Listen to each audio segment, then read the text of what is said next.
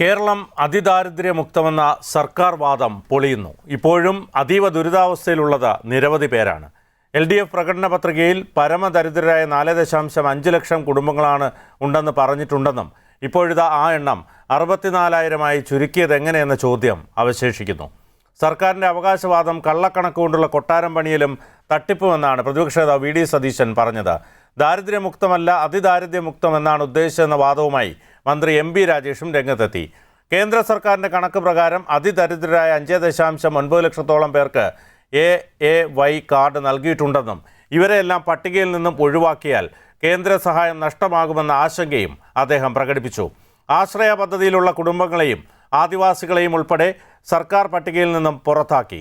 4.85 ലക്ഷം ആദിവാസികളുള്ള സംസ്ഥാനത്ത് 6,400 പേരെ പട്ടികയിലുള്ളൂവെന്നും അദ്ദേഹം ചൂണ്ടിക്കാട്ടി. തോറ്റുപോകുമെന്ന് മനസ്സിലായപ്പോഴാണ് സർക്കാർ PR സംവിധാനങ്ങളുടെ മറവിൽ ജനങ്ങളെ തെറ്റിദ്ധരിപ്പിക്കാൻ ശ്രമിക്കുന്നതെന്നാണ് പ്രതിപക്ഷ നേതാവ് പറയുന്നത്. തള്ള് എന്ന വിഷയമാണ് ഇന്ന് ഡിബേറ്റ് 360 പരിശോധിക്കുന്നത്. ഇന്ന് ഈ ചർച്ചയിൽ എന്നോടൊപ്പം കോൺഗ്രസ് പ്രതിനിധി അഡ്വക്കേറ്റ് തേക്കട അനിൽകുമാർ, LDF പ്രതിനിധി LS ലിജു, രാഷ്ട്രീയ നിരീക്ഷകൻ വേണുഗോപാൽ എന്നിവരാണ് അതിഥികൾ. ആദ്യം പ്രതിപക്ഷ നേതാവിൻ്റെ വാക്കുകളിലേക്ക്. 6,500 കുടുംബമുള്ളൂ. അപ്പോൾ ഏകദേശം 1,10,000-ഓളം ആദിവാസി കുടുംബങ്ങളിൽ പെട്ടവരെല്ലാം സേഫായോ? ഈ ലിസ്റ്റിൽ വരില്ലേ? ഈ കാറ്റഗറി വരില്ലേ? വളരെ പ്രധാനപ്പെട്ട ചോദ്യമാണ്. വളരെ പ്രധാനപ്പെട്ട ചോദ്യങ്ങളാണ്. ദരിദ്രരിൽ അതിദരിദ്രരായിട്ടുള്ളവർക്കാണ് AAY കാർഡുകൾ നൽകി വരുന്നത്. ആ അന്നയോജന ആ പദ്ധതി പ്രകാരം AY കാർഡ് കൊടുക്കുന്നത്, അതായത് ദരിദ്രരിൽ അതിദരിദ്രർ ആയിട്ടുള്ളവർക്ക്. അത് ഫുഡ് സെക്യൂരിറ്റി ആക്ട് പ്രകാരം കേരളത്തിൽ ഇപ്പോൾ AY വിഭാഗത്തിൽ എത്ര കാർഡാണെന്നറിയാം? 5,95,800 പേരുണ്ട്.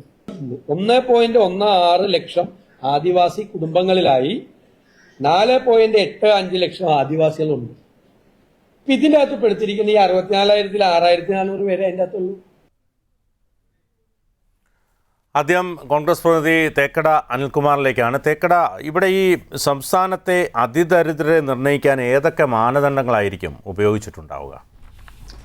ഈ അതിദരിദ്രരെ തീരുമാനിക്കുന്ന വിഷയം നാളെ നവംബർ മാസം 1-ാം തീയതി കേരള പിറവി ദിനത്തിൽ ഏകദേശം 2ാം പിണറായി സർക്കാരിൻ്റെ അവസാനം 6 മാസം ഉള്ളപ്പോൾ കേരളത്തെ അതീവ ദരിദ്രരില്ലാത്ത ഒരു സംസ്ഥാനമായി പ്രഖ്യാപിക്കുകയാണ്. ഇതൊരു തെരഞ്ഞെടുപ്പ് പ്രഖ്യാപനം മാത്രമാണ്. ഒരു യാഥാർത്ഥ്യങ്ങളിൽ നിന്നും വസ്തുതകളെല്ലാം മറച്ചു വെച്ചുകൊണ്ട് ഒരുപക്ഷെ ജനങ്ങളെ മുഴുവൻ വിഡ്ഢികളാക്കുന്ന ഒരു പ്രസ്താവനയാണ് നാളെ നടത്താൻ പോകുന്നത്. ഇവിടെ ഇന്ന് ഒക്ടോബർ മാസം 31-ാം തീയതിയാണ്.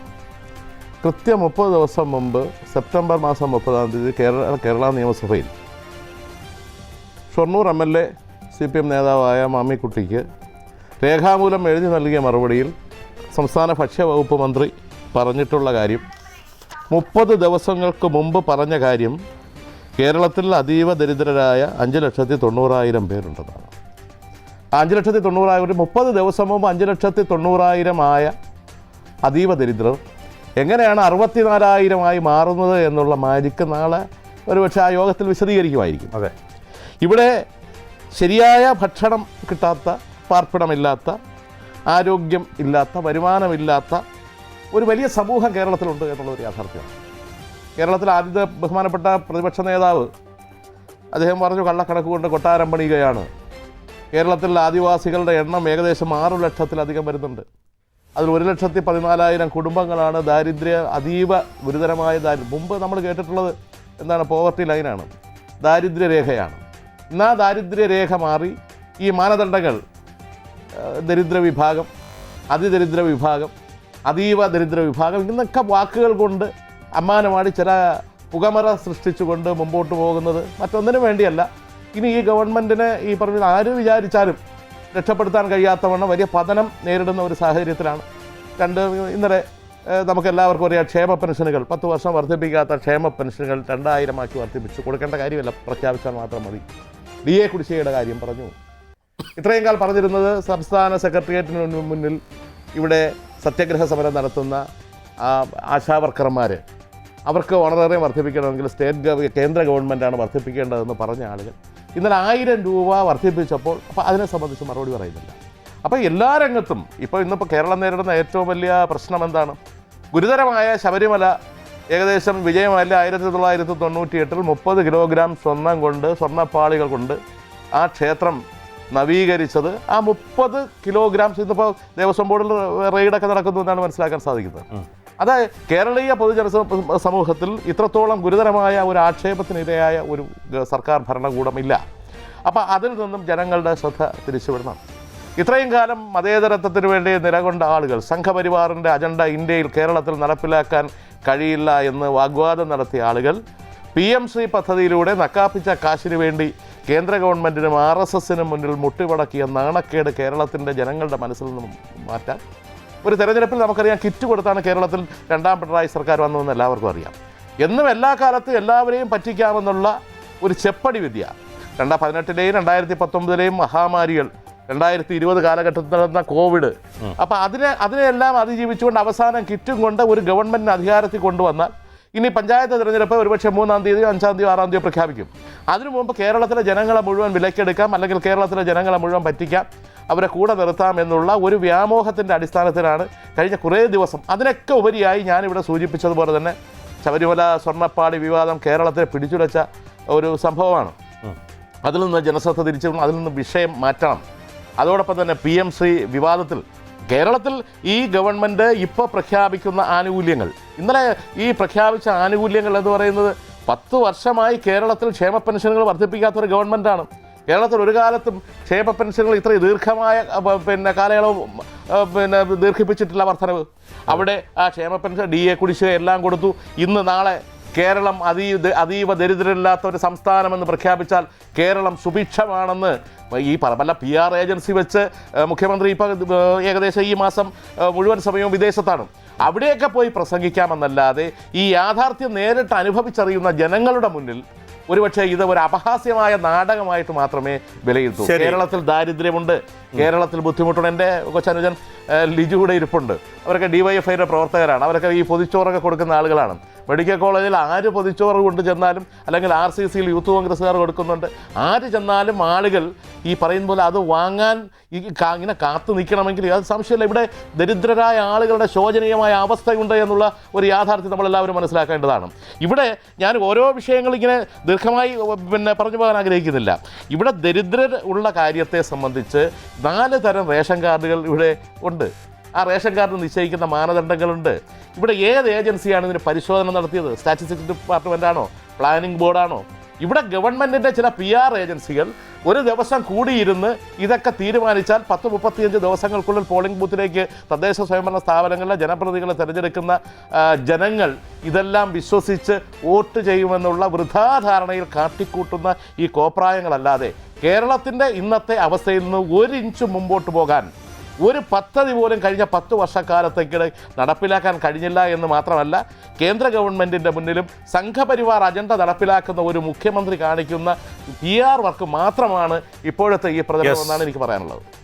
CPM പ്രതിനിധി ലിജു കൂടി നമ്മോടൊപ്പം ഉണ്ട്. ലിജു, ഇവിടെ ഇപ്പോൾ ആധാരമായി ഉപയോഗിച്ച ഡേറ്റയുടെ ആധികാരികതയും അതിനായി ആധാരമാക്കുന്ന പഠന റിപ്പോർട്ടും ഏതെന്ന് വ്യക്തമാക്കേണ്ടതുണ്ട്. അതായത് കേരള തദ്ദേശ സ്വയംഭരണ വകുപ്പ് പുറത്തിറക്കിയ കുറിപ്പ് പ്രകാരം ഒരു വരുമാനവും ഇല്ലാത്തവർ, 2 നേരം ഭക്ഷണം കഴിക്കാനില്ലാത്തവർ, റേഷൻ കിട്ടിയാലും പാകം ചെയ്യാൻ കഴിയാത്തവർ, ആരോഗ്യസ്ഥിതി മോശമായവർ തുടങ്ങിയവരാണ് അതിദരിദ്രർ. അവർ അഗതികൾ എന്ന ഗണത്തിൽ വരുന്നവരല്ലേ?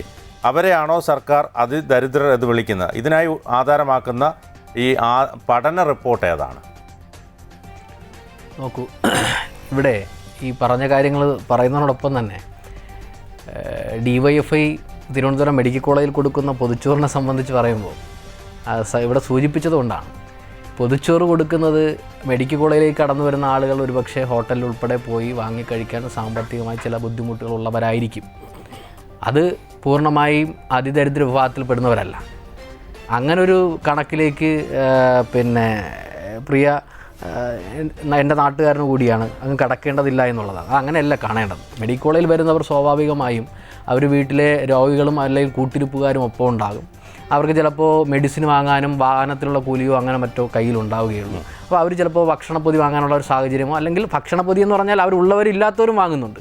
അവിടെ അതിന് പ്രത്യേകിച്ച് വ്യത്യാസങ്ങളൊന്നും വരുത്തി അല്ലെങ്കിൽ അതിദരിദ്രം വന്ന് മാത്രം വാങ്ങാം അങ്ങനെ ഒരു ഒന്നുമില്ല, എല്ലാവരും വാങ്ങുന്നവരാണ്. അത് അങ്ങനെ കാണേണ്ടതേ ഉള്ളൂ എന്നുള്ളതാണ്. മറ്റൊന്ന്, ഇവിടെ സൂചിപ്പിച്ചു പോയ കാര്യം, കേരളത്തെ സംബന്ധിച്ച് കേരളം ഏറ്റവും ചരിത്രപ്രധാനമായ ഒരു നേട്ടമായി, ഒരുപക്ഷെ ഇന്ത്യക്ക് തന്നെ മാതൃകയാകുന്ന ഒരു സംസ്ഥാനമായി കേരളം മാറാൻ വേണ്ടി പോവുകയാണ്. അവിടെയാണ് എനിക്ക് തോന്നുന്നു പക്ഷേ ഈ കോൺഗ്രസും അതുപോലെ തന്നെ BJPയും ഉൾപ്പെടെയുള്ള പാർട്ടികൾ വല്ലാതെ ബുദ്ധിമുട്ട് നിൽക്കുന്നുണ്ട്. ഈ നിലയിൽ കേരളം മുന്നോട്ട് പോയാൽ അവർക്ക് ബുദ്ധിമുട്ടുണ്ടാകും, തർക്കമില്ല. നമ്മളിതിനകത്ത് കാണേണ്ടത് ഇതൊരു വെറും പ്രഖ്യാപനമല്ല. ഇത് കൃത്യമായ സർവേകളിലൂടെയും അതുപോലെ തന്നെ മൈക്രോ പ്ലാനിങ്ങിലൂടെയും ഫലപ്രദമായ രീതിയിൽ താഴോട്ട് മുഴുവൻ ആളുകളെയും, ഒരുപക്ഷെ തദ്ദേശ സ്ഥാപനങ്ങളുടെയും വാർഡ് തലങ്ങളുടെയും ഉൾപ്പെടെ ജനകീയമായ പങ്കാളിത്തത്തോടു കൂടിയുള്ള സഹായത്തോടു കൂടിയാണ്. ഏറ്റവും ദരിദ്രരായ 5.29 ലക്ഷം മഞ്ഞക്കാർഡ് ഉടമകൾക്ക് സർക്കാർ ഇപ്പോൾ സൗജന്യ അരിയും ഗോതമ്പും ഒക്കെ നൽകുന്നുണ്ട്. കേന്ദ്രം സൗജന്യ വിലയ്ക്കാണ് ഇത് നൽകിക്കൊണ്ടിരിക്കുന്നത്. പക്ഷേ എങ്ങനെയാണ് കേരളത്തിലെ അതിദരിദ്രരുടെ എണ്ണം ഈ 64,006 കുറഞ്ഞതെന്നുള്ള ചോദ്യം അവശേഷിക്കുന്നത്? അല്ല, അവിടെയാണ് ഇതൊരു പക്ഷേ നിങ്ങൾ ഒന്നുകിൽ പൂർണ്ണമായി അങ്ങ് മനസ്സിലാക്കാതെയാണ് ഇത് പറയുന്നത്. ഇവിടെ ആരൊക്കെയാണ് അതിദരിദ്രരായി നമ്മൾ കാണുന്നത്? അതിദരിദ്രം ദരിദ്രം രണ്ട് രീതിയിലാണ് അതിനകത്ത് കാണേണ്ടത്. അതിദരിദ്രരായി കാണുന്നത് സ്വന്തം അവസ്ഥ മറ്റുള്ളവരെ ബോധ്യപ്പെടുത്തി അത് മറികടക്കാൻ ശേഷിയില്ലാത്തവർ, ഉപജീവനവും അതിജീവനവും നേടാൻ ശാരീരികവും മാനസികവുമായി ശേഷിയില്ലാത്തവർ, മാനസിക വെല്ലുവിളിയും വാർദ്ധക്യവും തീരാവ്യാധിയും തുടങ്ങിയ കാരണങ്ങളാൽ ദൈനംദിനം ജീവിതം മുന്നോട്ട് നീക്കാൻ ശേഷിയില്ലാത്തവരാണ്. അതാണ് അതിദരിദ്രം. അതായത് ഉദാഹരണം പറയുകയാണെങ്കിൽ, ഒരു പ്രായം ചെന്ന അമ്മ, അവർ വീട്ടിൽ കിടപ്പ് രോഗിയാണ്, അവർക്ക് അസുഖബാധിതയാണ്, അവർക്ക് പുറത്തു പോയി മറ്റൊരാളുടെ സഹായം വാങ്ങാൻ കഴിയാത്ത ആളാണ്, അവർക്ക് അവരുടെ കഴിവിനനുസരിച്ച് ഒരുപക്ഷെ അവർക്ക് ശേഷിയില്ലാത്ത നിലയിലാണ് അവർ മുന്നോട്ട് പോകുന്നത്. അവർക്ക് അവരെ കുടുംബത്തിലുള്ളവരോ അല്ലെങ്കിൽ സംരക്ഷിക്കാനോ മറ്റാരും ഇല്ലാത്തവരെ, അങ്ങനെയുള്ള കൃത്യമായി തിരഞ്ഞെടുക്കപ്പെട്ട അതിദരിദ്രരെയാണ് ഇതിനകത്ത് കണക്കായി വെച്ചിട്ടുള്ളത്. അത് നമുക്കറിയാം. 64,006 പേരെന്ന് പറയുന്നത് ചെറിയ കണക്കല്ല, കുടുംബങ്ങളാണ്. ആ കുടുംബങ്ങളിൽ എത്ര ആളുകളാണ് വരുന്നത്? 1,03,099 ആളുകൾ അതിനകത്ത് അടങ്ങുന്നു എന്നുള്ളതാണ്. അത് ചെറിയ കണക്കല്ല. അപ്പോൾ ആ നിലയിലേക്ക് ഈ കണക്കിനെ ആദ്യ ലിസ്റ്റിൽ 1,18,309 കുടുംബങ്ങളാണ്. അതാണ് ഇപ്പോൾ ഈ 64,006 ചുരുങ്ങിയത്. അതാണ് എല്ലാവർക്കും ചെറിയ വ്യത്യാസം ഉണ്ടാവാം. ഞാൻ പറഞ്ഞത് ഇത്രയും എണ്ണമിടങ്ങുന്ന ആളുകളെ സംബന്ധിച്ച് അവർക്ക് കൊടുക്കുന്ന സംരക്ഷണമാണ് ഇത് യഥാർത്ഥത്തിൽ ഒരു ചരിത്രപ്രധാനമായ നേട്ടമായി നമുക്കിതിനകത്ത് കാണണം. ഇത് മാത്രമല്ല, കേരളത്തിലെ ഗവൺമെൻറ് ഇവിടെ പ്രതിപക്ഷത്തെ പ്രതിദാനം ചെയ്യുന്ന അദ്ദേഹം പറഞ്ഞത്, ഇവിടെ തെരഞ്ഞെടുപ്പുമായി ബന്ധപ്പെട്ട് കൊടുക്കുകയാണ്. ഞങ്ങൾ ഈ പ്രഖ്യാപനം നടത്തുന്നത് ഒരുപക്ഷെ 2021 അധികാരത്തിലേക്ക് ഇടതുപക്ഷ ഗവൺമെൻറ് കടന്നു വരുമ്പോൾ അന്നെടുത്ത ആ മന്ത്രിസഭാ തീരുമാനത്തിലെ ഏറ്റവും പ്രധാനപ്പെട്ട തീരുമാനത്തിലൊന്നായിരുന്നു 5 വർഷത്തിനകത്ത് അതിദരിദ്രരില്ലാത്ത സംസ്ഥാനമായി കേരളത്തെ മാറ്റുമെന്നുള്ളതാണ്. നമ്മളിവിടെ കാണേണ്ടത് മറ്റുള്ള സ്റ്റേറ്റുകളൊന്ന് പരിശോധിക്കണ്ടേ. ബീഹാർ ഒരുപക്ഷെ BJP ഭരിക്കുന്ന സംസ്ഥാനമാണ്. 33.76 അതിദരിദ്രർ അടങ്ങുന്ന ശതമാനം ആളുകൾ അതിദരിദ്രരായി ജീവിക്കുകയാണ്. ഇവിടെ മറ്റൊന്ന്, രണ്ടാമതായി വരുന്നത് അതിദരിദ്രർ ഏറ്റവും കൂടുതലുള്ള സംസ്ഥാനം ജാർഖണ്ഡാണ്. ഒരുപക്ഷെ കോൺഗ്രസ് പിന്തുണ കൊടുക്കുന്ന സ്റ്റേറ്റാണ്. 28.81% കുടുംബങ്ങളും അതിദരിദ്രരായിട്ടുള്ള സംസ്ഥാനമാണ്. മറ്റൊന്ന് UP, അതുപോലെ മേഘാലയ, മധ്യപ്രദേശ് തുടങ്ങിയ സ്റ്റേറ്റുകളൊക്കെ ഈ പറയുന്ന ആദ്യത്തെ അതിദരിദ്രരുടെ സംസ്ഥാനങ്ങൾ എടുത്ത് പരിശോധിക്കുമ്പോൾ 5 എണ്ണമായി വരികയാണ്. അവിടെയാണ് കേരളത്തെ വ്യത്യസ്തമായി, ഒരുപക്ഷെ കേരളത്തിൽ ഏറ്റവും അവസാനമായി ഉണ്ടായിരുന്ന അതിദരിദ്രരെ പോലും നമ്മൾ മുഖ്യധാരയിലേക്ക് കൊണ്ടുവരാനുള്ള ഇച്ഛാശക്തിയോടുകൂടിയുള്ള ഒരു പ്രവർത്തനം കേരളത്തിലെ ഇടതുപക്ഷ ഗവൺമെൻറ് നടത്തിയിട്ടുള്ളത്. മറ്റൊന്ന് ഇവിടെ ഒരു ആക്ഷേപമായി സൂചിപ്പിച്ചു, പെൻഷൻ കൊടുക്കുന്നത്. ഇവിടെ പെൻഷനെ സംബന്ധിച്ച് പറയാൻ എന്ത് യോഗ്യതയാണ് കോൺഗ്രസിനുള്ളത്? ഈ പെൻഷനെ കൊടുക്കുന്ന പെൻഷൻ പോലും കൊടുക്കാൻ പാടില്ല എന്നും പെൻഷൻ സർക്കാരെന്നും കളിയാക്കി വിളിച്ചവരാണ് കോൺഗ്രസുകാർ. ഈ വന്ന ഒരുപക്ഷെ 1980 നയനാർ ആരംഭിച്ച 2021 ഇലക്ഷനിലെ പ്രഖ്യാപനം എന്ന് പറയുന്നത് 2,500 രൂപ പെൻഷൻ ആക്കുമെന്നായിരുന്നു. പക്ഷേ ഇപ്പോൾ ഈ അവസാന ഘട്ടത്തിൽ ഇതിൻ്റെ സായാഹ്നത്തിലെത്തിയ ശേഷം 400 രൂപ വർദ്ധിപ്പിച്ചു എന്ന് പറയുന്നതാണ് ഇപ്പോൾ എല്ലാവരും ചോദിക്കുന്നത്. അത് ചെറിയ പ്രഖ്യാപനമാണോ?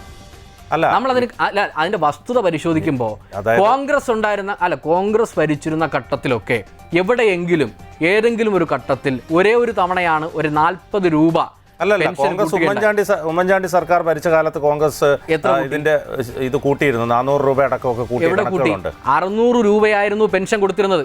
ആ 600 രൂപ സഖാവ് VS മുഖ്യമന്ത്രി ആയിരുന്ന സമയത്ത് 600 രൂപയാക്കി വെച്ചിട്ട് പോയ 600 രൂപയിൽ 1 രൂപ പോലും വർദ്ധിപ്പിക്കാൻ കഴിഞ്ഞിട്ടില്ല കോൺഗ്രസിന്. അല്ല, അത് കോൺഗ്രസ് മാത്രമല്ല, കൂട്ടിയിട്ടുണ്ട്.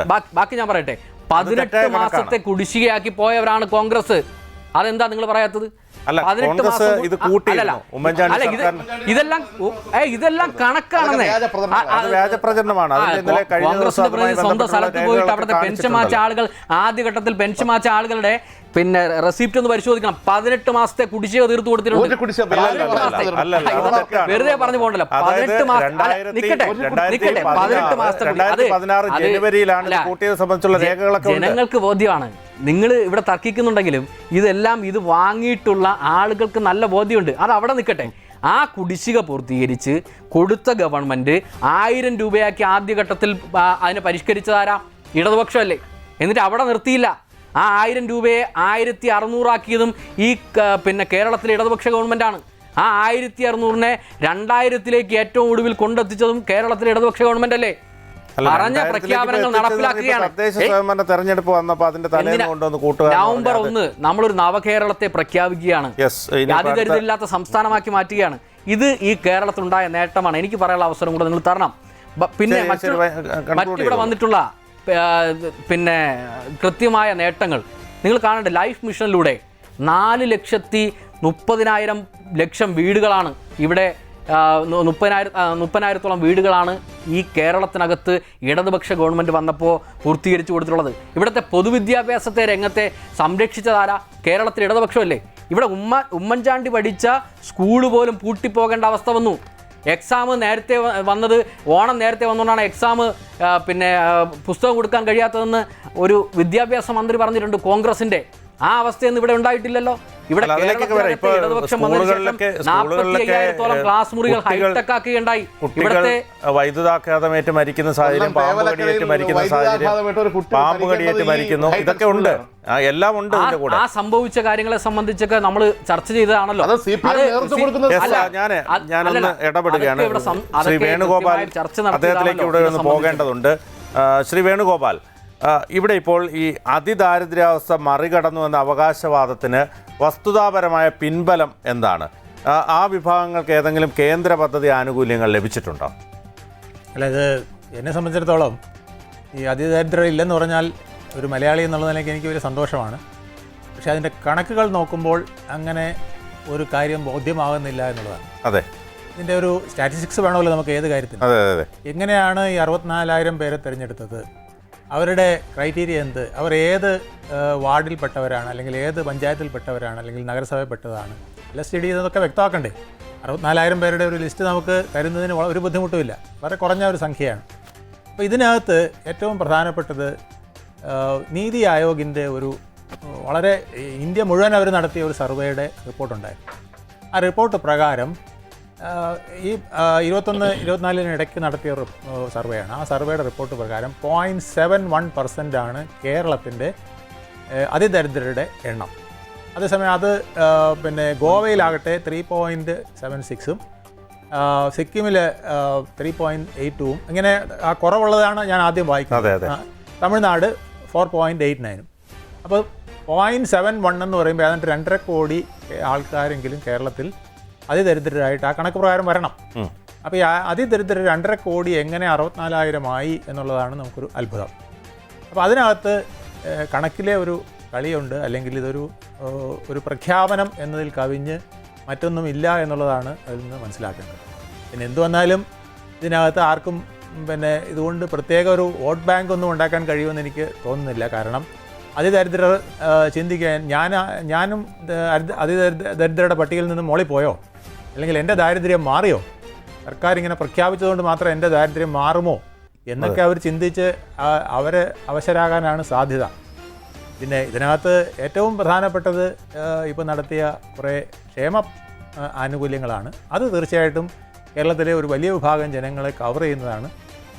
അതിനുള്ള പിന്നെ ഖജനാവിന് അതിദാരിദ്ര്യമില്ലാതെ ഉണ്ടോ എന്നുള്ളതും കൂടെ നമ്മൾ പരിശോധിക്കേണ്ടതാണ്. കാരണം നമ്മൾ ഏത് ഖജനാവിൽ നിന്നാണ് കൊടുക്കുന്നതെന്ന് ആലോചിക്കണ്ടേ.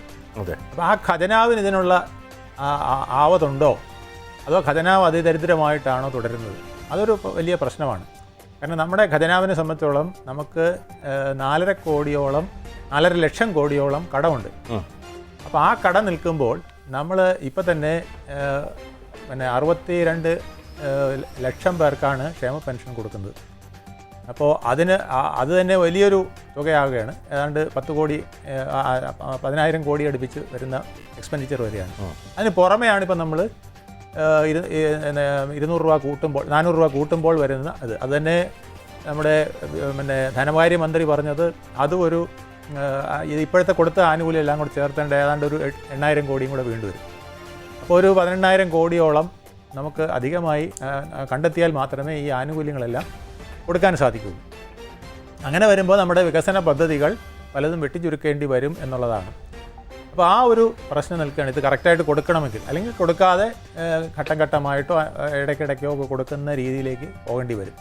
അതല്ലെങ്കിൽ വലിയ ടാക്സുകൾ ചുമത്തേണ്ടി. വലിയ ടാക്സുകൾ ചുമത്താൻ ഇപ്പോൾ പറ്റില്ല. കൂടിപ്പോയാൽ പെട്രോളിലോ അല്ലെങ്കിൽ ലോട്ടറിയിലോ അല്ലെങ്കിൽ പിന്നെ പെട്രോളിലാണെങ്കിൽ സെസ് ഇപ്പോൾ തന്നെ 2 രൂപ സെസ് കേരളത്തിലെ ആൾക്കാർ 2 രൂപ അധികം കൊടുക്കുന്നുണ്ട്. അതിന് പുറമെ നമ്മളിനിയിപ്പോൾ നമ്മൾ ഏറ്റവും കൂടുതൽ മദ്യപാനികൾ ഏറ്റവും കൂടുതൽ തുക മുടക്കുന്നത് കേരളത്തിലാണ്. ഇനിയും അവർക്ക് 350% ടാക്സൊക്കെയാണ് നമുക്കിവിടെ വന്നിരിക്കുന്നത് പലതിലും. അപ്പോൾ ഇനി അതിനേക്കാൾ കൂടുതൽ എങ്ങനെ വരുത്താൻ പറ്റും? ലോട്ടറിയാണ് പിന്നുള്ളത്. അതും ഒരുപാട് നമ്മൾ വർദ്ധിപ്പിച്ചിട്ടുണ്ട്. ഇത് കവിഞ്ഞൊന്നും നമുക്ക് വർദ്ധിപ്പിക്കാൻ പറ്റില്ല. അപ്പോൾ പിന്നെ പദ്ധതി വീതം വെട്ടിക്കുറച്ചേ നമുക്ക് ഇത്തരത്തിൽ കാര്യങ്ങൾ കണ്ടെത്താൻ കഴിയുള്ളൂ. ഇപ്പോൾ 2.78 കോടി ജനങ്ങളാണ്, വോട്ടർമാരാണ് കേരളത്തിലുള്ളത്. അപ്പോൾ അതിലെ 1 കോടി ആൾക്കാർക്ക് ഖജനാവിൽ നിന്ന് എന്തെങ്കിലുമൊക്കെ ഇപ്പോൾ 2-3 മാസത്തേക്ക് കൊടുക്കുക എന്നുള്ളൊരു പദ്ധതിയായി ഇത് അവസാനിക്കുമോ എന്നുള്ളതാണ് അടുത്ത പ്രധാനപ്പെട്ട ചോദ്യം. അപ്പോൾ 1 കോടി എന്ന് പറഞ്ഞാൽ ഇപ്പോൾ 2.78 കോടി ഉണ്ടെങ്കിലും ഒരു 30% പേര് വോട്ട് ചെയ്യാൻ എത്താറില്ല. ഒരു 70%ആണ് നമ്മുടെ പോളിംഗ്.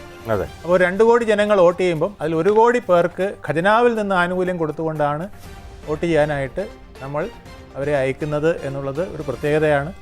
അത് പ്രതിപക്ഷം എന്ത് കാണുന്നു എന്നുള്ളത് എനിക്കറിഞ്ഞൂടാ. ഇതൊക്കെ നമ്മുടെ ഖജനാവിനെ എങ്ങനെ ബാധിക്കുമെന്നുള്ളതറിയില്ല. ഏത് കക്ഷി ഭരണത്തിൽ വന്നാലും, ഇടതുപക്ഷം ഭരണത്തിൽ വന്നാലും വലതുപക്ഷം ഭരണത്തിൽ വന്നാലും, ഇത് ഈ അതിദാരിദ്ര്യ ഖജനാവുമായിട്ട് നമുക്ക് മുന്നോട്ട് പോകാൻ കഴിയുമോ എന്നുള്ളത് നമ്മൾ ചിന്തിക്കേണ്ടതാണ്.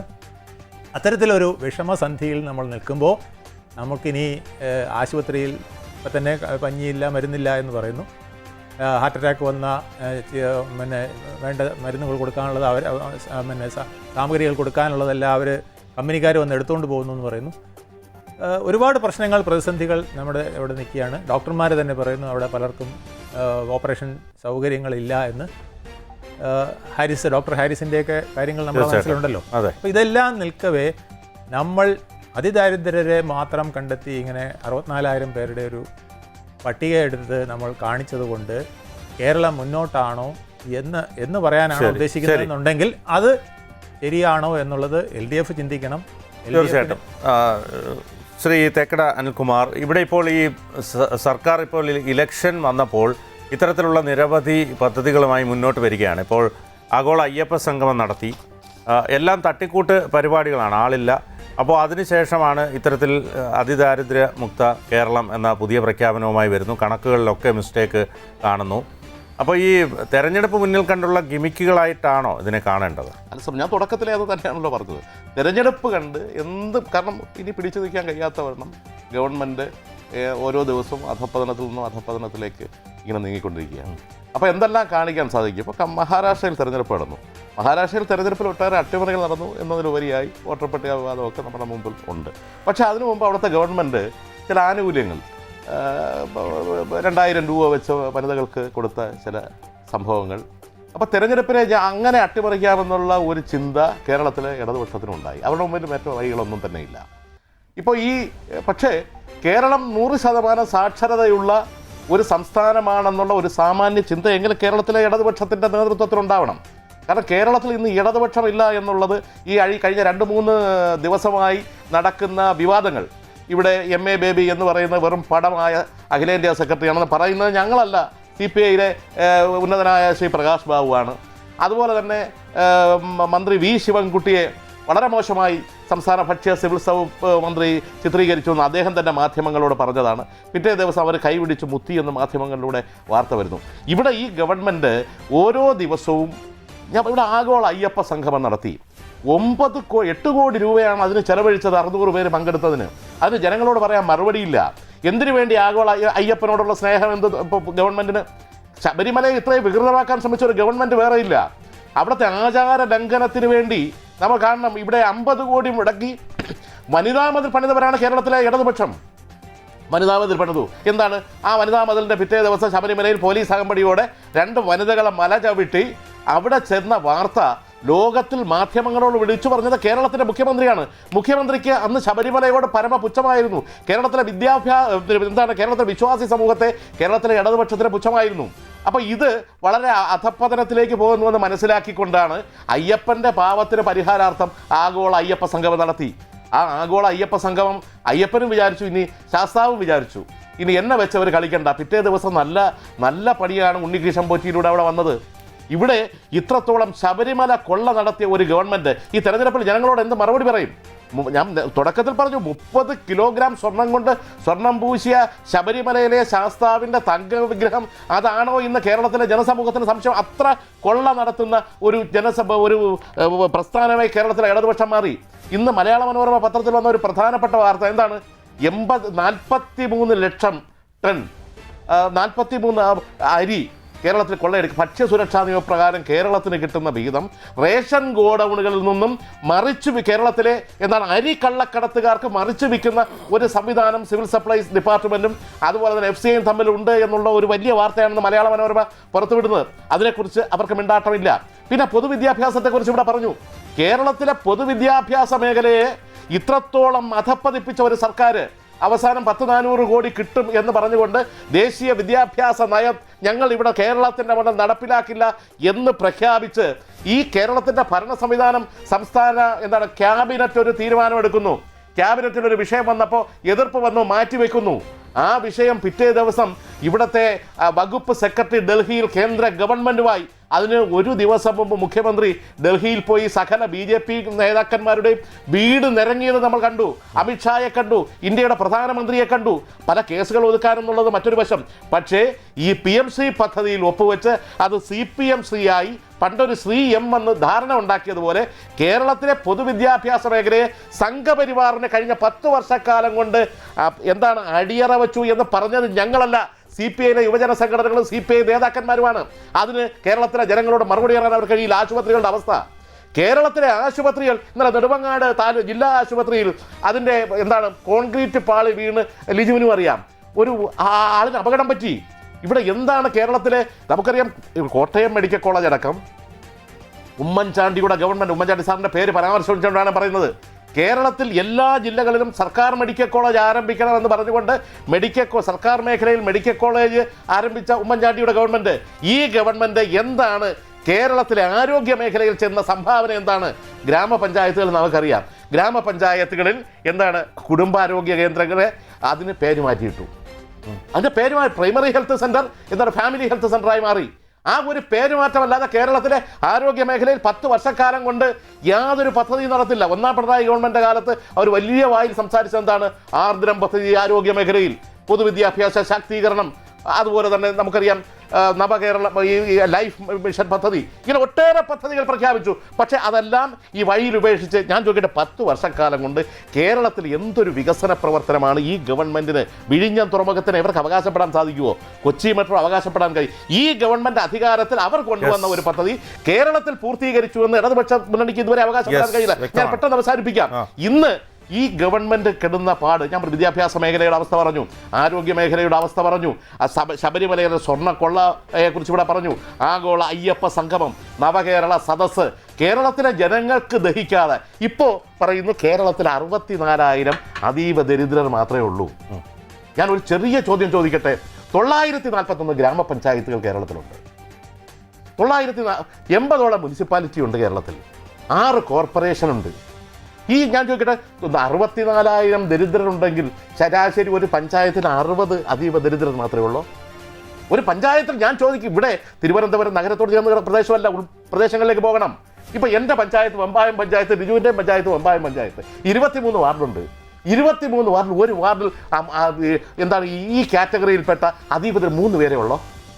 നമ്മൾ അവിടെ കാണേണ്ട എന്തെങ്കിലും പിടിച്ച് PR ഏജൻസി വെച്ച് മുഖ്യമന്ത്രി പുറപ്പെടുത്തുകയറി വിളിച്ചു പറഞ്ഞ് കേരളം ഇതാ സ്വർഗമായി കഴിഞ്ഞിരിക്കുന്നു, കേരളം ഇതാ സിംഗപ്പൂരായി കഴിഞ്ഞു എന്ന് പറഞ്ഞാൽ അത് വിശ്വസിക്കാൻ കേരളത്തിൽ ഇവിടെ 941 ഗ്രാമപഞ്ചായത്ത്, 80ഓളം നഗരസഭകൾ, ഏകദേശം 6 കോർപ്പറേഷൻ. മറ്റേ ഞാൻ ഈ ത്രിതല പഞ്ചായത്ത് സംവിധാനമൊക്കെ വിടുന്നു, കാരണം ഇതാണ് കേരളത്തിന്റെ ദേശസാക്ഷ്യം. അവിടെ ഒരു ശരാശരി 64,000 അതീവ ദരിദ്രർ മാത്രമേ ഉള്ളൂ എന്ന് പറഞ്ഞാൽ അത് കേരളത്തിലെ ജനങ്ങളുടെ ബുദ്ധിശക്തിയെ പരീക്ഷിക്കുന്ന ഒരവസ്ഥയാണ്. അതിന് മറുപടി പറയണം. യെസ്, ഞാൻ ലിജുവിലേക്ക് തന്നെ പോവുകയാണ്. ലിജു, ഇത് ശരിക്കും പറഞ്ഞാൽ ഇപ്പോൾ ഈ അനിൽകുമാർ സൂചിപ്പിച്ചതുപോലെ തന്നെ ഇത് പലതും ഈ UDF സർക്കാരിൻ്റെ തുടർച്ച എന്ന് തന്നെ പറയേണ്ടി വരും. നമുക്കറിയാം, ഇപ്പോൾ വിഴിഞ്ഞമാണെങ്കിലും സ്മാർട്ട് സിറ്റി ആണെങ്കിലും ഇതൊക്കെ തന്നെ ഇത്തരത്തിൽ UDF കൊണ്ടുവന്ന് പിന്നീട് അത് ഉദ്ഘാടനം നടത്തി അതിൻ്റെ ക്രെഡിറ്റ് എടുക്കുന്നൊരവസ്ഥയാണ്. ഇപ്പോൾ ഇത് തന്നെ ഇപ്പോൾ ഈ അതിദരിദ്ര മുക്ത കേരളം എന്ന പദ്ധതി ഇപ്പോൾ 2002 അന്ന് ആന്റണി സർക്കാർ, കേരള സർക്കാർ തുടങ്ങിയ ആശ്രയ പദ്ധതിയാണ് ഈ അഗതി കുടുംബങ്ങളെ കണ്ടെത്തി അവർക്ക് സഹായം നൽകി വന്നത്. അതിന് 2007 പ്രധാനമന്ത്രിയുടെ അവാർഡും കിട്ടി. നോക്കൂ, ഇവിടെ എനിക്കതിനു മുമ്പ് സൂചിപ്പിക്കാനുള്ളത്, ഇവിടെ പറഞ്ഞ ചില കാര്യങ്ങൾക്ക് മറുപടി പറയാതെ പോകാൻ കഴിയില്ല എന്നുള്ളതാണ്. ഇവിടെ ആദ്യം സൂചിപ്പിച്ചത്, ഇവിടെ നമ്മളൊരു കാര്യം മനസ്സിലാക്കേണ്ടത്, ജനസംഖ്യ നമ്മുടെ കേരളത്തിൽ എത്രയാണ്? ഏകദേശം 4 കോടിയോളം ജനസംഖ്യയാണുള്ളത്. ആ ജനസംഖ്യയിൽ 1.5 കോടി ആളുകൾക്ക് നിലവിൽ ക്ഷേമ പെൻഷനും ഏറ്റവും ഒടുവിൽ ഇപ്പോൾ പ്രഖ്യാപിച്ച സ്ത്രീ സുരക്ഷാ പെൻഷനും യുവജനങ്ങൾക്കും വിദ്യാർത്ഥികൾക്കുമായി നൽകുന്ന തുക ഉൾപ്പെടെ ചേർക്കുമ്പോൾ 1,05,00,000 പേർക്ക് ഇതിൻ്റെ ഭാഗമായി ഇതിൻ്റെ ഒരുപക്ഷെ ഇതിൻ്റെ അംഗീകാരം അല്ലെങ്കിൽ ഇതിൻ്റെ അവകാശം അവരുടെ മുമ്പിലേക്ക് വരുന്നു. അത് ഈ സർക്കാർ ചെയ്യുന്നതാണ്. മറ്റൊന്ന്, ലൈഫ് മിഷനിലൂടെ ഞാൻ നേരത്തെ ഇവിടെ സൂചിപ്പിച്ചു, 4,30,000 വീടുകൾ ഈ കേരളത്തിൽ വെച്ച് കൊടുക്കുകയാണ്. കോൺഗ്രസ് ഭരിച്ചപ്പോഴല്ല, ഇടതുപക്ഷം ഭരിക്കുമ്പോഴാണ് ഇത് കാണേണ്ടതായിട്ടുള്ളത്. പിന്നെ ഇവിടെ പൊതുകടത്തെ സംബന്ധിച്ച് സൂചിപ്പിക്കുകയാണ്. പൊതുകടം എന്താ അവസ്ഥ? പൊതുകടത്തെക്കുറിച്ച് പറയുമ്പോൾ ഇവിടെ ഏറ്റവും കൂടുതൽ പൊതുകടം ഉള്ള സംസ്ഥാനം ഏതാ? തമിഴ്നാടാണ്, 8.3 ലക്ഷം. രണ്ടാമതായി വരുന്നത് ഏതാണ്? UP ആണ്, 7.7 ലക്ഷം. അവിടെ ഭരിക്കുന്ന ആരാ? BJP. മഹാരാഷ്ട്രയിലാണെങ്കിലോ 7.2 ലക്ഷം, അവിടെ ഭരിക്കുന്നത് BJP. കർണാടകയിലാണെങ്കിലോ 6 ലക്ഷം കോടി രൂപയാണ്, അത് ഭരിക്കുന്നത് കോൺഗ്രസ് ആണ്. ഇവിടെ നിലവിൽ ഇടതുപക്ഷം ആദ്യമേ സൂചിപ്പിച്ചു, ഞങ്ങളെ സംബന്ധിച്ച് ഞങ്ങൾ ഇത്തരം ക്ഷേമ പ്രവർത്തനങ്ങൾ സംഘടിപ്പിക്കുമ്പോൾ ആ ക്ഷേമ പ്രവർത്തനങ്ങളിലൂടെ ഞങ്ങൾക്ക് മുന്നോട്ട് പോകാൻ കഴിയുമെന്നുള്ള നല്ല ആത്മവിശ്വാസമുണ്ട്. ഇവിടെ BJPയുടെ കേന്ദ്ര ഗവൺമെൻറ് പല ഘട്ടങ്ങളിലായി സാമ്പത്തിക പിരിമുറുക്കം ഉണ്ടാക്കുമ്പോഴും ഈ കേരളത്തിലെ ഇച്ഛാശക്തിയുള്ള ഇടതുപക്ഷ ഗവൺമെൻറ് ഇവിടുത്തെ നികുതി തുക കൊണ്ടും ഇവിടെയുള്ള പ്രത്യേകമായ വ്യവസായ മേഖലകളെ ശക്തിപ്പെടുത്തിയും പൊതുമേഖലകളെ ശക്തിപ്പെടുത്തിയും അവിടെയെല്ലാം കിട്ടുന്ന വരുമാന തുക വെച്ച് ഈ കേരളത്തിനകത്ത് കൃത്യമായും നമ്മൾ എടുക്കുന്ന തീരുമാനങ്ങൾ അല്ലെങ്കിൽ പ്രഖ്യാപിക്കുന്ന പദ്ധതികൾ നടപ്പിലാക്കി പോകാൻ കഴിയുന്ന എല്ലാ അന്തരീക്ഷവും കേരളത്തിലുണ്ട്. അത് നടപ്പിലാക്കി തന്നെയാണ് പോകുന്നത്. പിന്നെ MA ബേബിയെക്കുറിച്ച് പുച്ഛിച്ചു, MA ബേബിയെക്കുറിച്ച് പിന്നെ പറയുന്നു ഈ കേരളത്തിലെ മന്ത്രിമാർ BJPയുടെ പറയട്ടെ BJPയുടെ നേതാക്കൾ പിന്നെ വീടുകൾ കയറി ഇറങ്ങുന്നു. ഇതൊക്കെ പറയുമ്പോൾ ആദ്യം നിങ്ങൾ ചെയ്യേണ്ടത്, കേരളത്തിലെ കോൺഗ്രസിൻ്റെ നേതാക്കൾ ശാഖയുടെ കാവൽ നിറങ്ങാൻ വേണ്ടി പോവുകയാണ്. ശാഖയ്ക്ക് കാവൽ നിൽക്കാൻ വേണ്ടി പോകുന്ന ആളുകൾ ആദ്യം പിന്തിരിപ്പിക്കണം. ഇവിടെ ചില കോൺഗ്രസ് ഇവിടുത്തെ പ്രതിപക്ഷത്തിന്റെ നേതാവ് VD സവർക്കർ എന്ന് പറയുന്ന RSSന്റെ സമുന്നതനായ നേതാവിന്റെ ചിത്രത്തിന് മുമ്പ് പോയി വിളക്ക് കൊളുത്തുന്ന സ്ഥിതികേടുണ്ട്. ഇവിടെ കോൺഗ്രസിന്റെ എത്ര മന്ത്രിമാരാണ്? 12 മുഖ്യമന്ത്രിമാരാണ്. എണ്ണം വേണമെങ്കിൽ ഞാൻ പറയാം, കാരണം പേര് വേണമെങ്കിൽ ഞാൻ ഇവിടെ പറയാം. 12ഓളം മുഖ്യമന്ത്രിമാരാണ് കോൺഗ്രസിന്റെ മുൻ മുഖ്യമന്ത്രിമാർ BJPയിലേക്ക് പോയത്. നിങ്ങൾ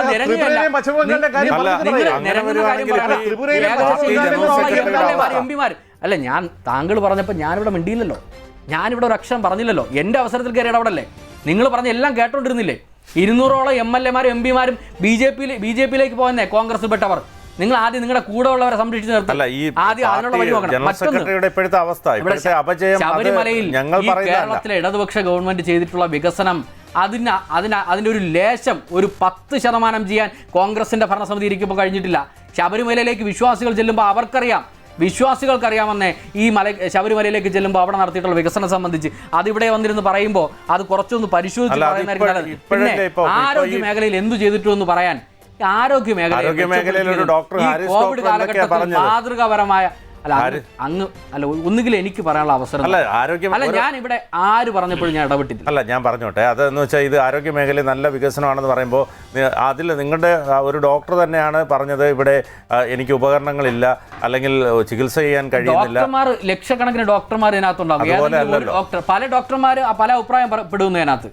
അതുകൊണ്ട് ബാക്കി ഒരു ഡോക്ടർ പറഞ്ഞാൽ ബാക്കിയുള്ള 99,000 ഡോക്ടർമാരും പിന്നെ ഇത് പറയുന്നില്ല, അത് അംഗീകരിക്കുന്നില്ല. അത് അങ്ങനെ കാണേണ്ടതുള്ളൂ എന്നുള്ളതാണ്. പിന്നെ ആരോഗ്യ മേഖലയെ സംബന്ധിച്ച് പരിശോധിക്ക് എന്തായിരുന്നു ഇവിടുത്തെ അവസ്ഥ. വെറും പാരസെറ്റമോൾ മാത്രം കൊടുത്തിരുന്ന വെറും പാരസെറ്റമോൾ. അതിൽ നിന്ന് മാറി ഇന്ന് ECG ഉൾപ്പെടെ എടുക്കാൻ പറ്റുന്ന കന്യാകുമാരി ആശുപത്രിയിലേക്ക് പോയാൽ ഇവിടെ തൊട്ടടുത്ത് കിടക്കുന്നതാണല്ലോ, നോക്കിയാൽ അറിയാം. പ്രാഥമിക കേന്ദ്രങ്ങളെ ഫാമിലി ഹെൽത്ത് സെൻ്ററാക്കി മാറ്റിയതും കേരളത്തിൽ ഇടതുപക്ഷ ഗവൺമെൻറ്റാണ്. അത് കാണേണ്ടതായിട്ടുണ്ടല്ലോ. പിന്നെ പദ്ധതികളെ കുറിച്ച് പറയുമ്പോൾ ഇവിടെ വെറും കല്ലിട്ട് പോയവരായിരുന്നല്ലോ കോൺഗ്രസിൻ്റെ ഭരണസമിതി ഇരുന്നപ്പോൾ. കല്ല് മാത്രമേ ഉള്ളൂ. ആ കല്ലിൽ ഉദ്ഘാടനം ചെയ്ത് പോയതല്ലാതെ ഏതാണ് ഇവർക്ക് നടപ്പിലാക്കാൻ വേണ്ടി കഴിഞ്ഞത്? ഇവിടെ ഒന്ന് പരിശോധിക്കണ്ടേ? ഈ കേരളത്തിനകത്തെ ഗെയിൽ പൈപ്പ് ലൈൻ പദ്ധതി പൂർത്തീകരിക്കുന്നത് ആരാ? ഈ കേരളത്തിൽ അന്താരാഷ്ട്ര തുറമുഖം ആരാണ് ഇതിന്റെ പകുതിയോളം തീർത്തത്? എവിടെ പകുതി? ഒരു കല്ലിൽ ഒതുങ്ങിയില്ലേ വിഴിഞ്ഞം അന്താരാഷ്ട്ര തുറമുഖം ആരാ ഇവിടെ നടപ്പിലാക്കിയത്? ഈ കേരളത്തിലുള്ള ജനങ്ങൾക്ക് അറിയാവുന്ന നിങ്ങൾ എത്രയൊക്കെ പുകമറയായി പറഞ്ഞു പോയാലും ഇതെല്ലാം ഈ നാട് കാണുന്നുണ്ട്. കൊച്ചി വാട്ടർ മെട്രോ ഈ കേരളത്തിൽ നടപ്പിലാക്കിയതാരാ? കൊച്ചി ബാംഗ്ലൂർ വ്യവസായ ഇടനാഴി നടപ്പിലാക്കിയതാരാ? ഇടമൺ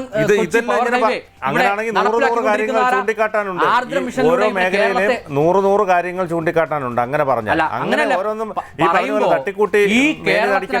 വേറെ ഒന്നും വേണ്ട. ഈ കേരളത്തിനകത്ത് കടന്നു വന്ന എത്ര ദുരന്തങ്ങളെ അതിജീവിച്ചത്. ഇവിടെ ഓഖി വന്നിട്ടുണ്ടായിരുന്നു, പ്രളയം കടന്നു വന്നു, കോവിഡ് കടന്നു വന്നു. ഇതിനെല്ലാം അതിജീവിച്ചതാരാ? ഈ കേരളത്തിനകത്ത് ഏറ്റവും ഒടുവിൽ പ്രളയം വന്നത് അല്ല. ഒരു കാരണം ചെയ്യുക, അങ്ങ് പറയുക. അങ്ങ് പറഞ്ഞതിന് ശേഷം അല്ല ഈ ഓരോ അതിജീവിച്ചു എന്ന് പറയുമ്പോൾ ഈ ആദ്യമായിട്ടല്ല വരുന്നത്. ഈ ചാനൽ വന്നാൽ കുഴപ്പമെന്ന് പറഞ്ഞാൽ നിങ്ങൾ പറയുന്ന സമയത്ത് ഞങ്ങളുടെ വോയിസ് നിങ്ങൾ കട്ട് ചെയ്യും. ഒരിക്കലും ഇല്ല, ഇത് നിങ്ങൾ കട്ട് ചെയ്യും. നമ്മൾ പറഞ്ഞു പോകുന്നത് പകുതി വെച്ച് നിങ്ങൾ നിർത്തിക്കുകയും ചെയ്യും. ഇത് ലൈവാണ്. അല്ല അതാണ് ഞാൻ പറഞ്ഞത്. ആദ്യമായിട്ടല്ല ഞാൻ ഇതിനകത്ത് വന്നത്. അതുകൊണ്ടാണ് പറഞ്ഞത് എനിക്ക് പറയാനുള്ള അവസരം തരണം. പറഞ്ഞോളൂ.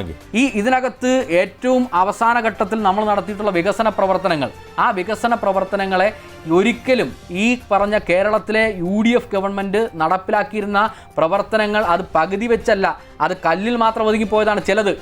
അതും അതിനപ്പുറത്തേക്കും വികസന പ്രവർത്തനങ്ങൾ കൊണ്ടുവരാൻ ഈ കേരളത്തിലെ ഇടതുപക്ഷ ഗവൺമെൻറ് കഴിഞ്ഞിട്ടുണ്ട്. അത് നടപ്പിലാക്കുമ്പോൾ ഈ കേരളത്തിൽ തന്നെ ഒരുപക്ഷെ ഈ രാജ്യത്ത് തന്നെ മാതൃകയായി നിൽക്കുന്ന നിലയിലേക്ക് പല കാര്യങ്ങളും മാറി.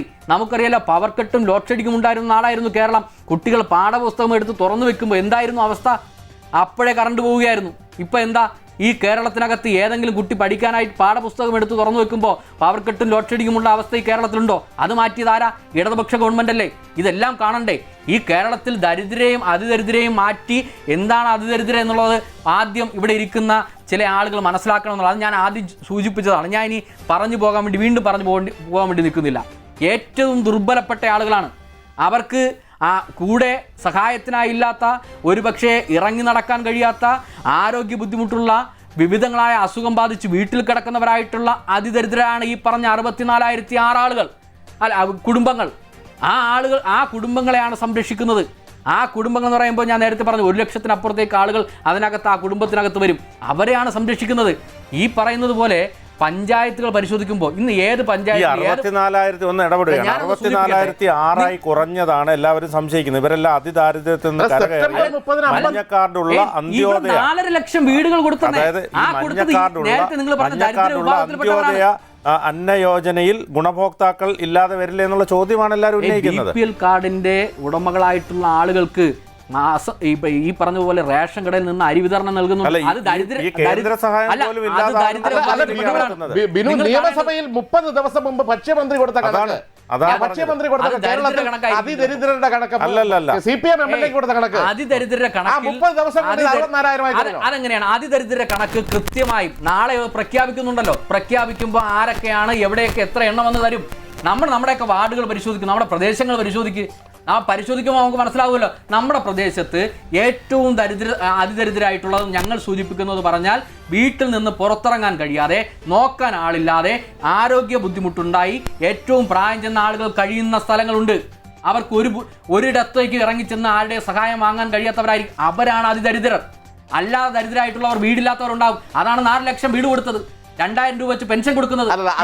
അതീവ ദരിദ്രരാണ്. ഭക്ഷണം കഴിക്കാൻ കഴിയാത്തവർ, പാർപ്പിടമില്ലാത്തവർ, ആരോഗ്യമില്ലാത്തവർ, വരുന്നതാണ്. അത് പ്ലാനിംഗ് ബോർഡിന്റെ മാനദണ്ഡമാണ്. അതുകൊണ്ടാണ് എന്തായാലും ഞാൻ വേണുഗോപാൽ അദ്ദേഹത്തിലേക്ക് കൂടെ പോവുകയാണ്. വേണുഗോപാൽ, ഈ ഞാൻ ശ്രീ വേണുഗോപാലിലേക്ക് പോവുകയാണ്. അതായത് ഈ നവംബർ 1-ന്, അതായത് നാളെ കേരളം സർക്കാർ ഇത് അതിദാരിദ്ര്യമുക്ത കേരളം പ്രഖ്യാപിക്കാനിരിക്കുകയാണ്. അപ്പോൾ ഈ അവകാശവാദത്തെ ചോദ്യം ചെയ്ത് സാമ്പത്തിക വിദഗ്ധരും സാമൂഹ്യ പ്രവർത്തകരും വന്നിരിക്കുകയാണ്. അതായത് അവർ ചോദിക്കുന്ന ഇതാണ്: അതിദരിദ്രരെ നിർണയിച്ച മാനദണ്ഡങ്ങളും ആധികാരിക പഠന റിപ്പോർട്ടും പുറത്തുവിടണമെന്നാണ് തുറന്ന കത്തിലൂടെ ആവശ്യപ്പെടുന്നത്. അതെ, ഇത് ഒരു ലോജിക്കിന് വിരുദ്ധമാണ്. അതായത് അതിദരിദ്രർ എന്ന് പറയുമ്പോൾ അവർ ഭക്ഷണത്തിന് വകയില്ലാത്തവർ, 3 നേരം ഭക്ഷണത്തിന് വകയില്ലാത്തവർ, വസ്ത്രം, പാർപ്പിടം, അതുപോലെ തന്നെ നിത്യ വരുമാനം, അവർക്കൊരു സ്റ്റാൻഡേർഡ് വരുമാനമില്ലാത്തവർ, ഇവരൊക്കെയാണ് അതിനകത്ത് ഉൾപ്പെടുന്നത്. ഇപ്പോൾ ഇവിടെ എൻ്റെ പ്രതിനിധി ബിജു പറയുന്നത് കേട്ട് കഴിഞ്ഞാൽ അതിലും വേറൊരു വിഭാഗത്തിനെ അവരുണ്ടാക്കിയിരിക്കുകയാണ്. അതിദരിദ്രരിൽ പിന്നെ എണീക്കാൻ വയ്യാത്തവർ, വീട്ടിൽ കിടന്നിട്ട് എണീക്കാൻ വയ്യാത്തവർ, അവർക്ക് ആരോഗ്യ ബുദ്ധിമുട്ടുള്ള, അപ്പോൾ അതിനെ അതിദരിദ്രരെന്ന് പറയരുത്, അതിദരിദ്രരിൽ എണീക്കാൻ വയ്യാത്തവർക്ക് എന്ന് പറയണം. അപ്പോൾ അത് വേറൊരു ക്ലാസ്സാണ് വരുന്നത്. അതിദരിദ്രം എന്ന് പറയുമ്പോൾ ഇൻ്റർനാഷണൽ സ്റ്റാൻഡേർഡ് ഉണ്ട്, വേൾഡ് ഹെൽത്ത് ഓർഗനൈസേഷൻ്റെ സ്റ്റാൻഡേർഡ് ഉണ്ട്. അതൊക്കെ നമ്മൾ ഈ പറഞ്ഞ സ്റ്റാൻഡേർഡിലാണ് വരുന്നത്.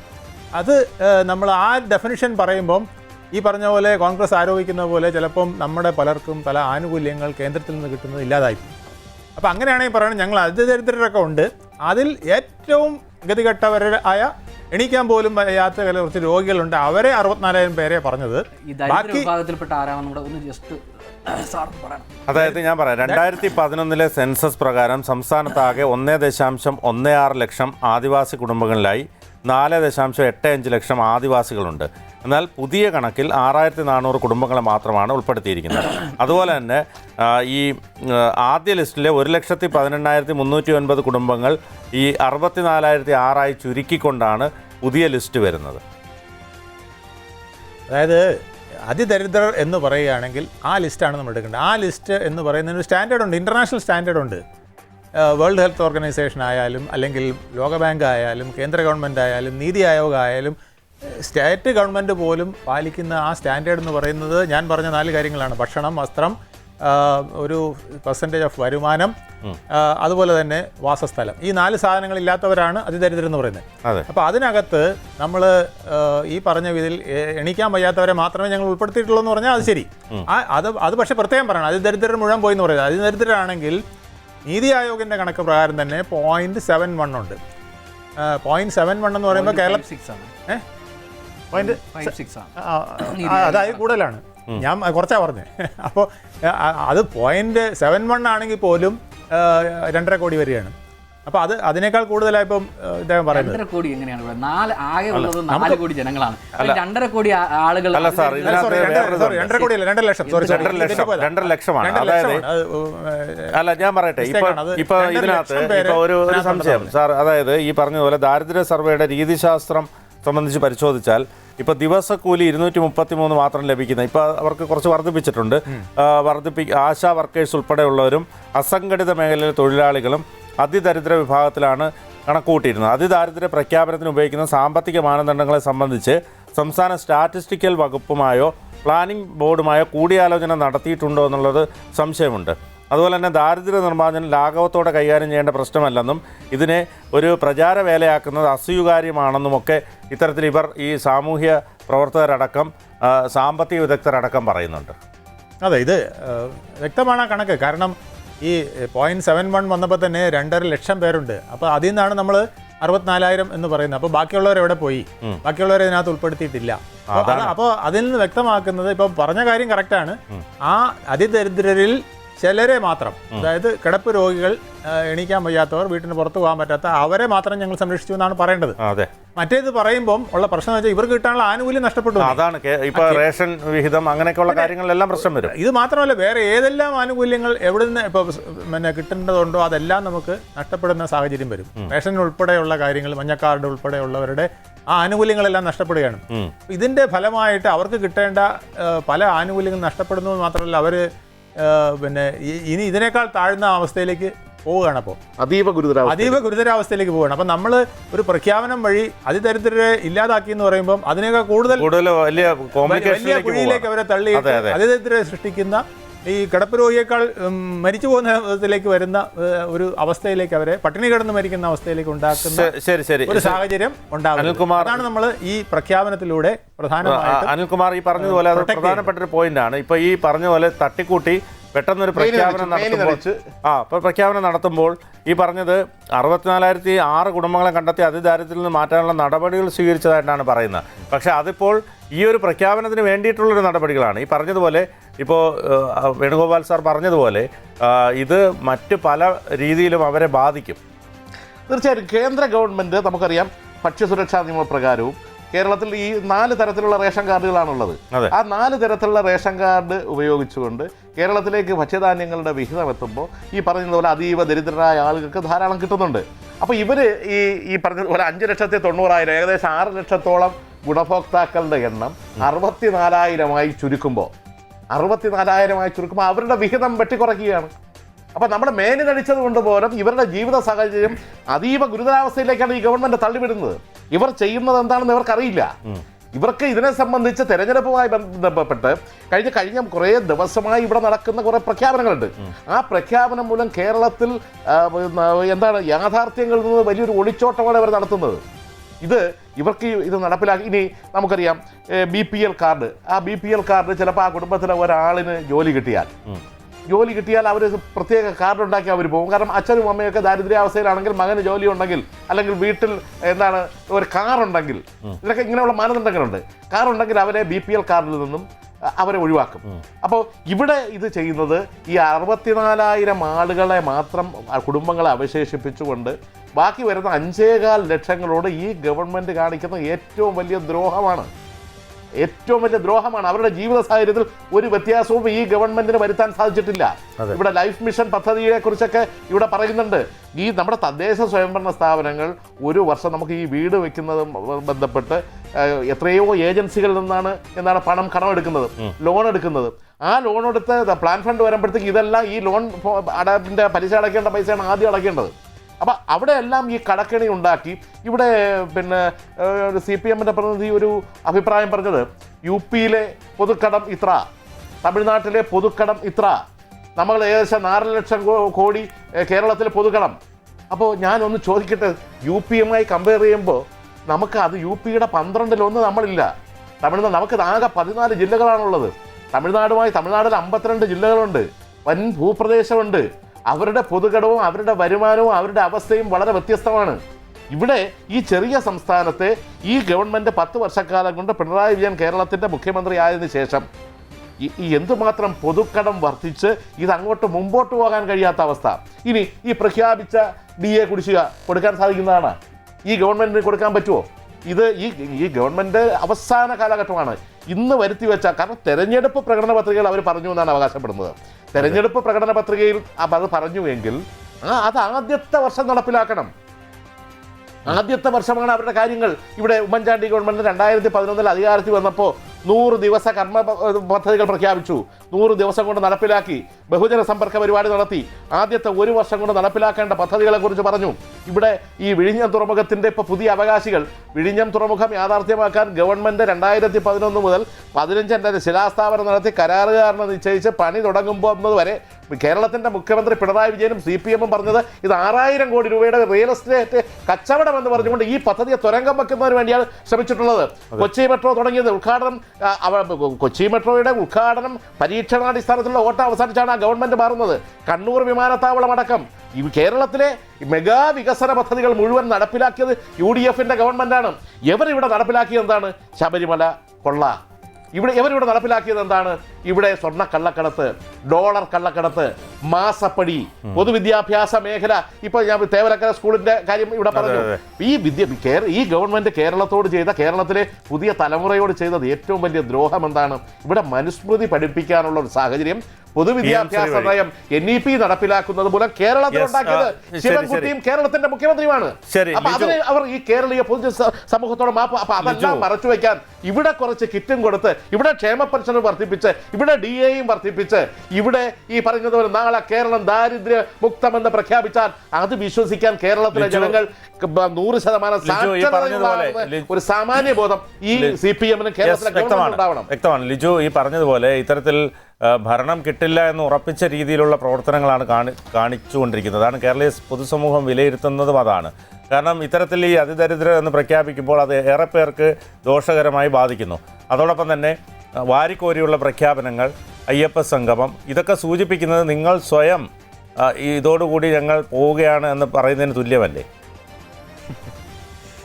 അതിൽ എനിക്ക് ഇവിടെ പിന്നെ ഇത് കേൾക്കുമ്പോൾ തമാശയായിട്ടാണ് തോന്നുന്നത്. ഇത് തികച്ചും കേരളത്തിനകത്ത് ഇടതുപക്ഷ ഗവൺമെൻറ് പ്രഖ്യാപനങ്ങൾ നടപ്പിലാക്കുന്ന ഗവൺമെൻറ്റാണെന്ന് ആദ്യ 2016 അധികാരത്തിൽ വന്ന് 2021 തെരഞ്ഞെടുപ്പ് നേരിടുമ്പോൾ തന്നെ ജനങ്ങൾക്ക് ബോധ്യപ്പെട്ടതാണ്. 600 ഇന പരിപാടികളാണ് ഞങ്ങൾ പ്രകടന പത്രികയിലൂടെ പ്രഖ്യാപിക്കുന്നത്. അത് നടപ്പിലാക്കിയ ഗവൺമെൻറ്റാണ്. പിന്നെയാണ് നമ്മൾ 900 ഇന പരിപാടിയുമായി മുന്നോട്ട് വരുന്നത്. ആ 900 ഇന പരിപാടിയുമായി മുന്നോട്ട് വരുമ്പോൾ കേരളത്തിലെ ജനങ്ങൾ, ജനാധിപത്യ വിശ്വാസികൾ കൃത്യമായും മനസ്സിലാക്കിയിട്ടുണ്ട് ഇത് മറികടക്കാൻ അല്ലെങ്കിൽ ഇത് നടപ്പിലാക്കും ഈ ഗവൺമെൻറ്. അങ്ങനെ ഒരു വിശ്വാസത്തിൻ്റെ ഭാഗമായിട്ടാണ് കേരളത്തിലെ ഇടതുപക്ഷത്തെ വീണ്ടും വിജയിപ്പിച്ചത് 99 സീറ്റിലേക്ക്. രണ്ടാമത് ഇപ്പോൾ സംഭവിക്കുന്നതോ 3.0 LDF വരും എന്ന ബോധ്യം ഇവിടുത്തെ മുഴുവൻ ജനങ്ങൾക്കും അറിയാം, പ്രതിപക്ഷത്തിനും അറിയാം. പക്ഷെ അവർ അംഗീകരിക്കില്ല. അത് അംഗീകരിക്കാൻ അവർക്ക് ബുദ്ധിമുട്ടാണ്. അതുകൊണ്ടാണ് അവർ ഈ പറയുന്ന പോലെ കുറച്ച് ബഹളം വയ്ക്കുന്നതും ബഹളം കാണിച്ച് മുന്നോട്ട് പോകുന്നതും. ആരോപണങ്ങൾ എത്ര ആരോപണങ്ങളാണ് ഉന്നയിച്ചത്. ആ ആരോപണങ്ങളെല്ലാം പൊളിഞ്ഞു പോയില്ലേ? ഇതെല്ലാം തകർന്നു പോയില്ലേ? ഇവിടെ BJPയെ കേന്ദ്ര ഗവൺമെൻറ്റിനെതിരായിട്ടുള്ള ശക്തമായ പ്രതിഷേധവും പ്രതിരോധവും തീർത്തുകൊണ്ടിരിക്കുന്ന കേരളത്തിലെ ഇടതുപക്ഷമാണെന്നുള്ളത് പല പദ്ധതികളും ഈ രാജ്യത്തിനകത്ത് പല പ്രഖ്യാപനങ്ങളും നിയമപരമായ തിരുത്തലുകളും ഉൾപ്പെടെ വരുത്തുമ്പോൾ അവിടെയെല്ലാം ഇടപെട്ടത് ഇടതുപക്ഷമാണെന്നുള്ള കൃത്യമായ ബോധ്യം കേരളത്തിലെ ജനങ്ങൾക്കുണ്ട്. അവിടെയൊന്നും കോൺഗ്രസിനെ കണ്ടില്ല, അവിടെയൊന്നും മറ്റു വലതുപക്ഷ പാർട്ടികളെ കണ്ടില്ല, വലതുപക്ഷ മാധ്യമങ്ങളെ കണ്ടില്ല, നിങ്ങൾ അന്തിച്ചർച്ച നടത്തിയില്ല. അവിടെയെല്ലാം കൃത്യമായ സമരവും പ്രഖ്യാപനങ്ങളുമായി മുന്നോട്ട് പോയത് മുഖ്യമന്ത്രിയുടെ ED ഭയം മൂലമല്ലേ PM ശ്രീ പദ്ധതിയിൽ ഒപ്പിട്ടതും CPIയുടെ ബഹളം ഉണ്ടായതും ഒക്കെ. മുഖ്യമന്ത്രിയുടെ മുട്ടിടിക്കുകയാണ് ഇത് കേൾക്കുമ്പോൾ. നിങ്ങൾ എന്താ പറയുന്നത്? അങ്ങനെയൊന്നും കേരളത്തിലെ മുഖ്യമന്ത്രിയെ ഭയപ്പെടുത്താൻ കഴിയില്ലെന്നേ. അങ്ങനെയൊന്നും കേരളത്തിലെ ഇടതുപക്ഷത്തെ ഭയപ്പെടുത്താൻ കഴിയില്ലെന്നേ. അങ്ങനെയാണെങ്കിൽ എന്നേ ഭയപ്പെട്ട് മുട്ടിടിച്ച് നിൽക്കണമായിരുന്നു. അങ്ങനെ മുട്ടിടിച്ച് നിൽക്കുന്നവരല്ല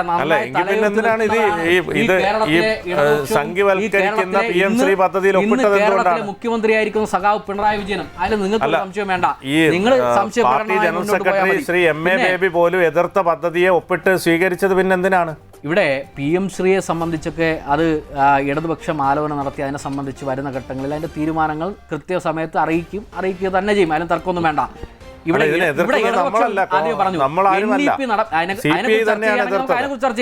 NEP നടപ്പിലാക്കില്ല എന്നും കേരളത്തിലെ കരിക്കുലം തന്നെയാണ് കേരളത്തിനകത്ത് നടപ്പിലാക്കാൻ പോകുന്നതെന്ന് ആദ്യഘട്ടം തന്നെ പറഞ്ഞിട്ടുണ്ട്. മറ്റൊന്ന് PM ശ്രീയിൽ തന്നെ പറഞ്ഞിട്ടുണ്ട്, കേരളത്തിലെ പുസ്തകങ്ങൾക്കകത്ത് വരുന്ന അതാത് സ്റ്റേറ്റുകളിൽ തന്നെ തീരുമാനമെടുക്കാം എന്നതിനെ സംബന്ധിച്ചും അത് അതിനകത്ത് തന്നെ ഉണ്ട്. അതവിടെ നിൽക്കട്ടെ.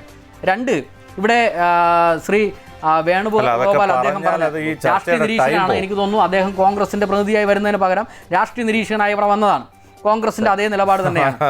അതിദരിദ്ര വിഭാഗത്തിൽപ്പെട്ടവരെ സംബന്ധിച്ച് പറയുമ്പോൾ ഞാനിവിടെ പറയട്ടെ, അദ്ദേഹത്തിന് ഇതൊന്നും വ്യക്തമാകുന്നില്ല എന്നുള്ളതാണ്. ഇവിടെ 2023 നീതി ആയോഗിന്റെ കണക്കാണ് ഇവിടെ പറഞ്ഞത് 0.55 സംബന്ധിച്ച്. 2023-25 നിങ്ങളിവിടെ ബോധ്യപ്പെടേണ്ടത് ഈ കേരളത്തിനകത്ത് ദരിദ്രരായിട്ടിരിക്കുന്ന ആളുകൾ ഇല്ലാത്ത അവസ്ഥയിലേക്ക് മാറ്റുന്നതാണ് കേരളത്തിലെ ഈ ഇടതുപക്ഷ ഗവൺമെൻറ് മുന്നോട്ട് വെച്ചിട്ടുള്ള നയം. ആ നയത്തിൻ്റെ അടിസ്ഥാനത്തിലാണ് ഞങ്ങളിവിടെ നടത്തിയിട്ടുള്ള വികസനം. അതിനകത്ത് പെൻഷൻ വരും, അതിനകത്ത് ഇവിടുത്തെ പൊതുമേഖലയിലെ സ്ഥാപനങ്ങളുണ്ടാവും, അതിനകത്ത് ഈ പറഞ്ഞതുപോലെ വീടുകളെ സംബന്ധിച്ചുണ്ടാകും, അതിനകത്ത് ഈ പറഞ്ഞതുപോലെ തൊഴിൽ കൊടുക്കുന്നതിനെ സംബന്ധിച്ച് PSC മുഖേന 2,89,936 പേർക്കാണ് ഇവിടെ ഈ കേരളത്തിനകത്ത് 2 ടേമായിട്ട് തൊഴിൽ കൊടുത്തത്. അങ്ങനെ ഞാൻ പറഞ്ഞു വന്നത് ഈ കേരളത്തിനകത്തെ വ്യത്യസ്തമായ ഇടപെടലുകൾ നടത്തിക്കൊണ്ട് ഇവിടുത്തെ പൊതുസമൂഹത്തെ താഴെത്തട്ടിൽ നിൽക്കുന്ന ജനവിഭാഗത്തെ മുഖ്യധാരയിലേക്ക് കൊണ്ടുവരാൻ വേണ്ടിയുള്ള ഇടപെടലുകളാണ് ഈ നടത്തുന്ന വികസനങ്ങളുടെ എല്ലാം ആധാരം. അത് അങ്ങനെയാണ് കാണേണ്ടത്. ഒരു വിദ്യാർത്ഥി, പഠിക്കാൻ ബുദ്ധിമുട്ടുള്ള വിദ്യാർത്ഥി, ഏറ്റവും പാവപ്പെട്ടവൻ്റെ വീട്ടിൽ നിന്ന് വരുന്ന വിദ്യാർത്ഥി, അവന് പോലും നല്ല പഠനം കൊടുത്ത് ആ പഠനത്തിൽ അവൻ നന്നായി പഠിച്ച് അവന് നല്ല തൊഴിൽ നേടാനുള്ള അവസരം കൊടുക്കുന്ന വിദ്യാലയങ്ങളിലൂടെ അവൻ്റെ കുടുംബം രക്ഷപ്പെടാനാണ്. അങ്ങനെ താഴെത്തട്ടിലുള്ള കുടുംബങ്ങളെ മെച്ചപ്പെടുത്തിയെടുക്കാൻ അതെല്ലാം ഒരു ഭാഗമാണ് എന്നുള്ളത് അല്ല. ഒരു കാര്യം കൂടി പിന്നെ ഇവിടെ പറയാം, അതിദരിദ്രരെ കുറിച്ച് ഞാൻ ഇവിടെ സൂചിപ്പിച്ചതാണ്, കുറച്ചുകൂടി വിശദമായി പറയാം. തെരുവിൽ കഴിയുന്നവർ, മറ്റു വരുമാന സാധ്യതകളോ ആസ്തികളോ ഇല്ലാത്ത അതിജീവനം പ്രതിസന്ധിയിലായ ഭിന്നശേഷിക്കാർ, വയോജനങ്ങൾ, ശാരീരികവും മാനസികവുമായ വെല്ലുവിളികൾ നേരിടുന്നവർ മുതലായ വിഭാഗങ്ങൾ മാത്രം ഉള്ള കുടുംബങ്ങൾ,